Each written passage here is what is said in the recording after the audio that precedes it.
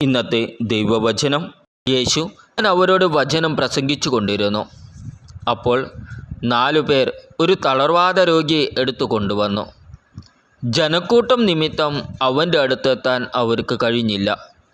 അതിനാൽ അവൻ ഇരുന്ന സ്ഥലത്തിൻ്റെ മേൽക്കുര പൊളിച്ച് തളർവാദ രോഗിയെ അവർ കിടക്കയോടെ താഴോട്ടിറക്കി.